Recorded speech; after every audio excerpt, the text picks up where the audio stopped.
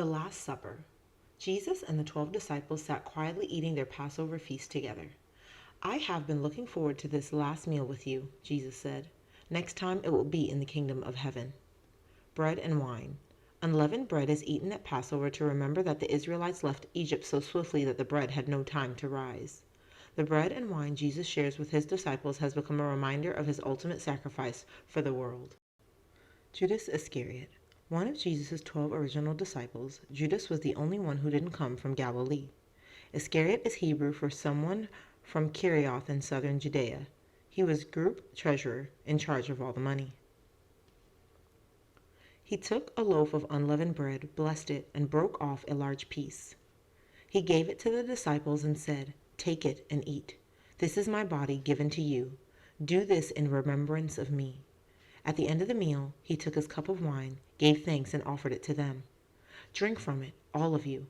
This is my blood, the blood of the covenant, which is poured out for many for the forgiveness of sins. I tell you, I will not drink of the fruit of the vine from now on until the day when I drink it again with you in my Father's kingdom." And then he looked at the disciples and said, "I tell you the truth, one of you is going to betray me." The disciples shook their heads in dismay and disbelief. "Surely not me, Lord. Surely not me," they all said. "It is one of the 12, replied Jesus, "one who is eating with me. The Son of Man will go just as it is written about him. But woe to the man who betrays me. It would be better for him if he had not been born." Peter turned to the disciple who was sitting next to Jesus and whispered, "Ask him which one he means." Leaning toward Jesus, the disciple said, "Lord, who is it?" "I will give this bread to him," Jesus answered.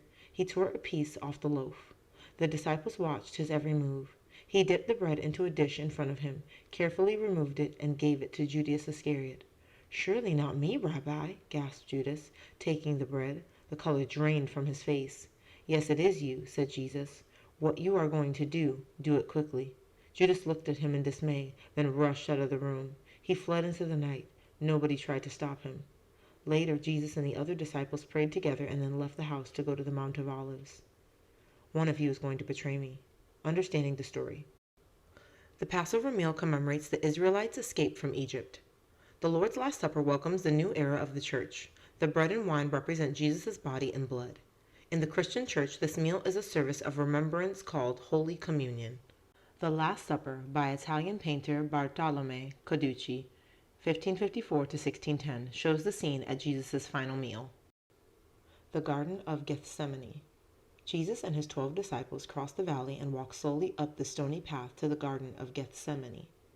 Oil press.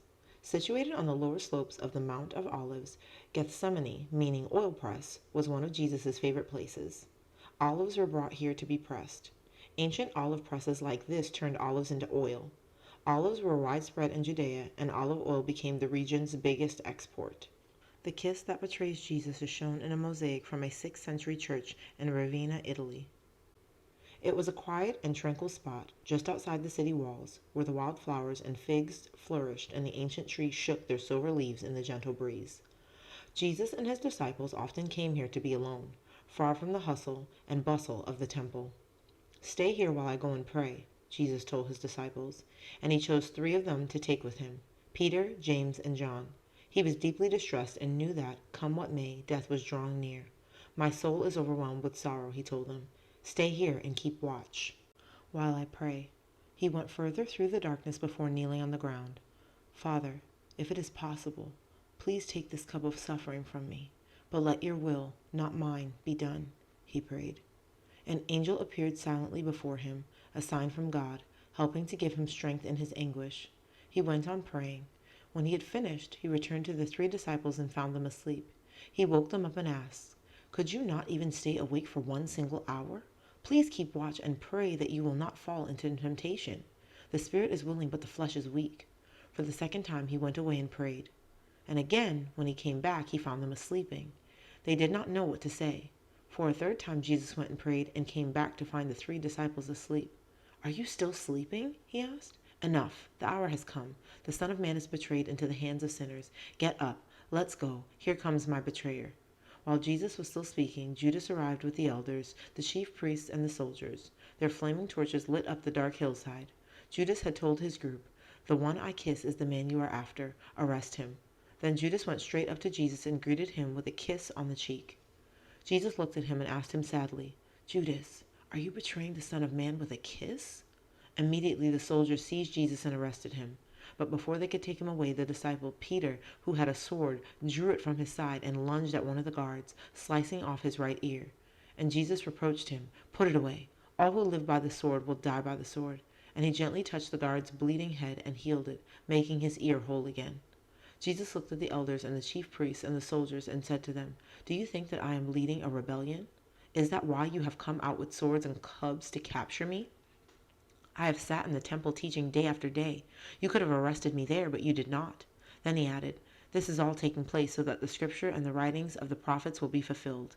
And so the soldiers bound his wrists, the disciples were overwhelmed with terror and fled into the night, deserting Jesus. Roman sword. The high priest and his council employed a police force to act on their behalf. These soldiers had the authority to arrest suspected wrongdoers. They carried weaponry that was easy to handle, similar to the gladius or short sword shown here. Jesus preached against the use of violence, which is why he rebukes Peter and heals the injured guard. Understanding the story. Gethsemane was a picturesque location favored by Jesus, yet it is here that Judas commits his act of betrayal.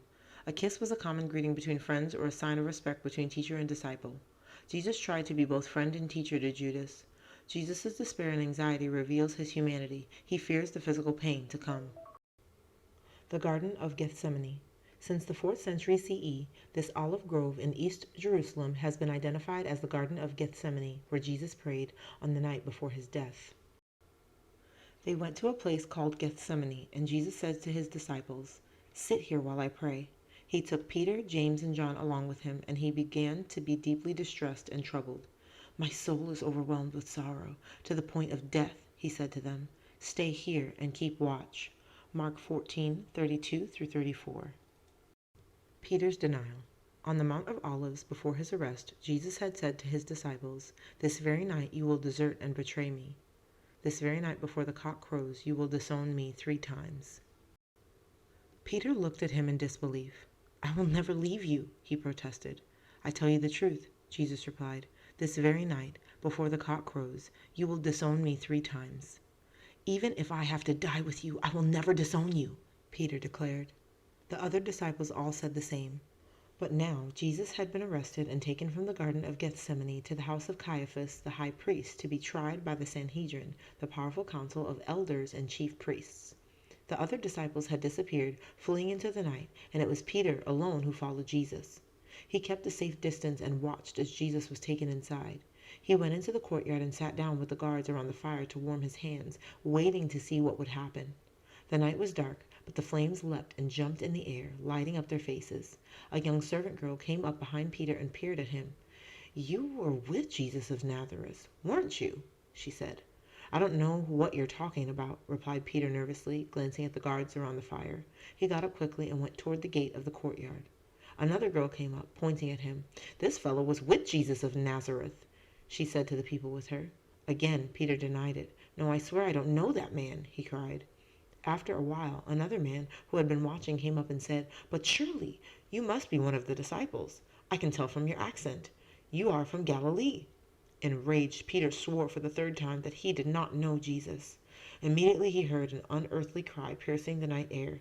It was a cock crowing, as if a dagger had been plunged deep into his heart. Peter remembered Jesus' words, "Before the cock crows, you will disown me 3 times. He staggered out of the courtyard into the night, far from the high priest's house, weeping silently. Understanding the story. Many homes kept roosters, and their crowing marked the coming of day. When the cock crows for the 3rd time, Peter remembers Jesus' words. Night has passed, and with the new day dawning, the realization of Peter's denial dawns on him. He has been sure that he would never disown Jesus, yet in a moment of weakness he fails. As Jesus had said, the spirit is willing, but the flesh is weak. Jesus and the Sanhedrin. Jesus was brought before the Sanhedrin, the Jewish council made up of all the chief priests, elders, and teachers of the law. Ceremonial clothes. The high priest's lavish costume included a linen garment called an ephod, worn like a tunic. Gold and colored threads were woven together to symbolize the riches of the Lord. A jeweled breastplate to represent the 12 tribes of Israel was worn over the ephod. The high turban emphasized the high priest's authority.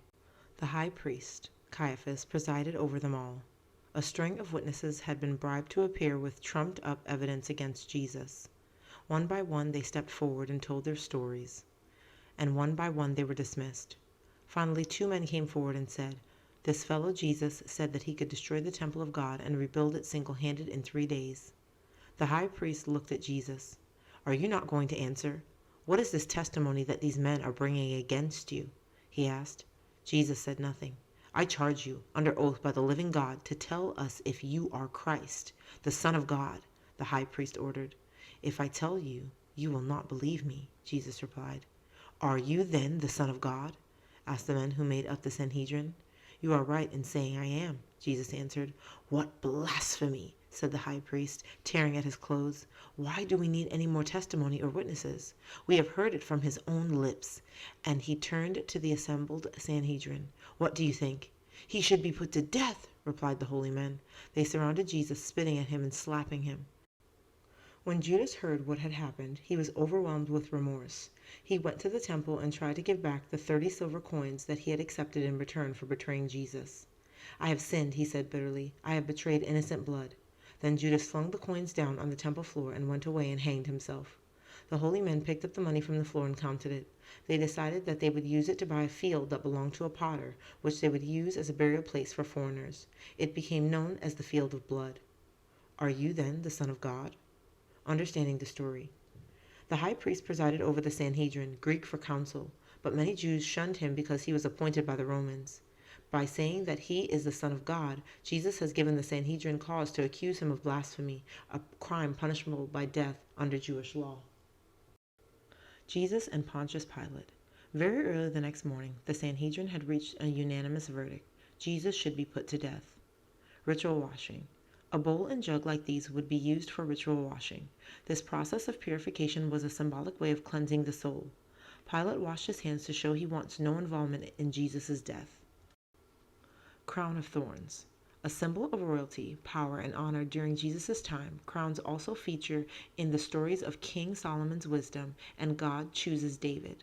However, this crown was woven from thorny branches and was only placed on Jesus' head so the Roman soldiers could ridicule the idea of him being king. They bound his hands and took him to appear before Pontius Pilate, the Roman governor of Judea. The chief priests and the elders began to accuse him again in front of Pilate. Jesus stood in front of them, saying nothing. "They are accusing you of so many terrible things. Why don't you reply?" asked Pilate from his judge's seat. But Jesus said nothing. "Are you the king of the Jews?" he asked. "Yes," replied Jesus. "It is as you say."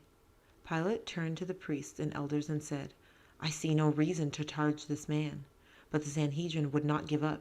"He has incited people all over Judea with his teaching," they insisted. "Where will it end?" So Pilate agreed to punish Jesus and put him in prison. Each year at the Feast of Passover, the people were allowed to choose a prisoner who would be released from jail. Pilate went out and asked the crowd, "Which of the 2 do you want me to set free? Barabbas, the murderer, or Jesus?" But the chief priests and the elders had already told the crowd what to do, and there was a great roar as the crowd shouted, "Barabbas!" "And what do you want me to do with Jesus?" Pilate asked. "Crucify him!" they shouted. Pilate called for a bowl of water and washed his hands in front of everyone. "I am innocent of this man's blood," he said, and with that he gave the order for Jesus to be flogged and crucified. The soldiers took Jesus away, stripped and beat him. They put him in a robe and made a crown of thorns for his head. Then they made him hold a wooden staff and knelt down mockingly in front of him.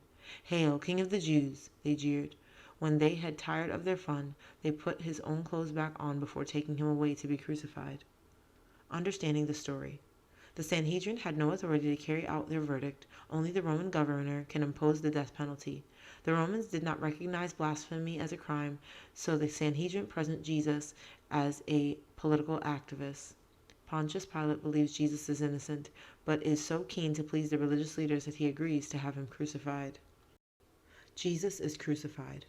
The soldiers led Jesus away to be crucified outside Jerusalem. He was made to carry the wooden cross. The Crucifixion, oil on canvas by German painter Hans Muelich, 1516 to 1573. Jesus' followers gathered behind him. He stumbled on the stony path and the soldiers beat him on. Then they seized a man named Simon from Cyrene and made him help Jesus carry the cross the rest of the way. At last they arrived at Golgotha, a rocky, skull-like hill. At 9 o'clock in the morning they crucified Jesus, nailing him to the cross and hoisting it high in the air. Above him they put a mocking sign saying, "This is Jesus, the King of the Jews." Two common criminals were crucified with him, one to the right and one to the left, and the soldiers had already begun to share out his clothes between them, casting lots to see who would get what. Looking down from his cross, Jesus said, "Father, forgive them, for they know not what they do." Mary Magdalene, Mary, the mother of the disciple James, and Jesus' mother sat not far away. The crowds had begun to gather and started to taunt Jesus. The chief priests and elders and the teachers of the law also made fun of him. Even one of the criminals by his side joined in. But the other rebuked him, saying, "We are punished justly, but this man has done no wrong. Jesus, remember me when you are in heaven." Jesus replied, "I tell you the truth, today you will be with me in paradise." At noon, the sky suddenly darkened and night fell. It lasted for 3 long hours. Then, as the first rays of light appeared again, Jesus cried out in a low voice, my God, why have you forsaken me?" Soon after, he took his last breath. At that exact moment, the curtain in the temple in Jerusalem was torn in two from top to bottom. At the same time, the earth trembled and shook, and rocks split in two. The soldiers guarding Jesus looked up, terrified. "Surely he was the Son of God," they whispered to each other. In the evening, a man named Joseph of Arimathea went to Pontius Pilate. He was an important member of the Jewish council, but also a follower of Jesus. He asked Pilate if he might be allowed to bury Jesus' body. Pilate agreed, and so Joseph went to Golgotha. With the help of a man named Nicodemus, Joseph took the body down from the cross. He anointed it with myrrh and aloes, as was the custom, and wrapped it in a clean linen cloth. Then Joseph and Nicodemus carried the body to a tomb that had been cut out of the rock. They rolled a big stone across the entrance to keep the body safe. Understanding the story. Jesus has absolute faith in God and knows his death on the cross will not be in vain. His purpose on earth was to take away the wall of sin between God and his people, and the act of self-sacrifice achieves God's will. When Jesus dies, the temple curtain rips apart to symbolize that the path to God is open. Via Dolorosa. The path along which Jesus is believed to have carried his cross in Jerusalem is known as the Via Dolorosa, or Way of Grief, and is now a Christian pilgrimage route. Cross. Jesus' suffering on the cross has become the most recognized symbol of Christianity and can be seen at many places of worship. Crosses are often made from precious materials such as this one made of gold. The Resurrection. It was the day after the Sabbath, and just as dawn was breaking, Mary Magdalene and her friend, who was also called Mary, went to the tomb where Jesus had been buried. Burial tomb. Jesus' tomb would have looked like this example above. It was cut from rock and sealed with a great rolling stone. The body of Jesus was laid on a rocky ledge cut into one of the tomb walls. The stone was then rolled into place to protect the tomb. Mourning. Grief was not a private emotion in ancient times. When mourning the dead, people made their feelings known with very public displays. They wailed, ripped their clothes, beat their chests, and tipped ashes over themselves to show their devastation. It was 2 days since he had died. The entrance had been sealed tightly with a huge stone, and Pontius Pilate had sent 2 soldiers to guard it around the clock. The chief priests and the Pharisees had warned him that the disciples might try to steal the body to make it look as though Jesus had risen from the dead. Pilate wanted to avoid this at all costs. They all remembered Jesus saying that he would rise again after 3 days.